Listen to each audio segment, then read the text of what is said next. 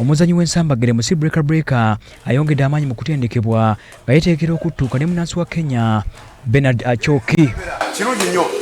Olwana olugenda kubeerwa musipi ogwa Africa ogwa Eastern Central Lightweight era lugenda kubeerawo ng'ennaku z'omwezi 9 omwezi ogujja ku Rose Gardens ekyengera. Ennaku z'omwezi nga 9 ogw'omwenda Rose Garden kyengera. Mwena abe Busoga abaana abasoga nina abawagizeeyo mwena abe Mubende buli wamu ku nsonda ya Uganda nabbingo kyengera sanji abange mujje tukuba akasajja. Musisi Breaker Breaker agamba okutendekebwa kutambula bulungi era asuubiza abawagizi be okwolesa omutindo omulungi mu lwana luno.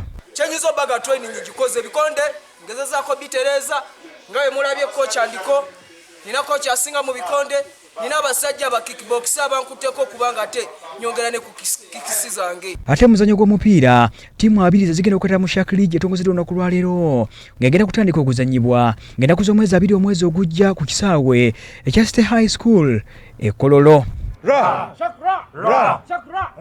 Moliki Tone President wa Shark League agamba enteekateeka zitambulira bulungi era abawagizi basuubira liigi erimu okuvuganya okw'amaanyi. Sooka omupiira ogenda okunyuma ogenda kubaamu n'omuwala omu agenda kubazanya buli tiimu kuba buli tiimu esuubira okubaamu n'omuwala omu at least okulaba nga tubalansinga gender.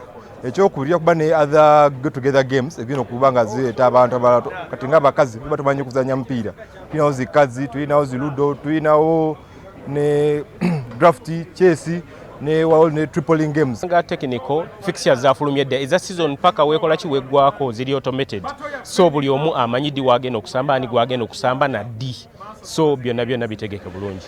Liigi eno egenda kwetabawamu abayizi abasomera ku ssomero lya St. Andrews College Kitovu era nga guno gwogera omulundi ogusooka okuteeka liigi eno era tugeddeko n'abagenda okugyetabamu nga buli omu awera okugiwangula.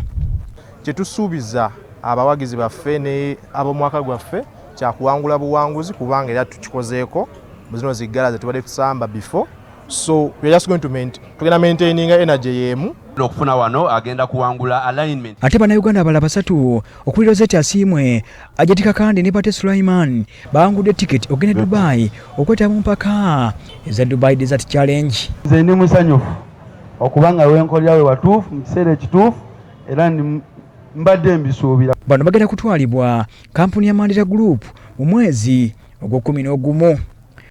Leero tukoze draw yaffe eya City Oil Desert Challenge. Abawanguzi abalina okugenda e Dubai bali 18 naye leero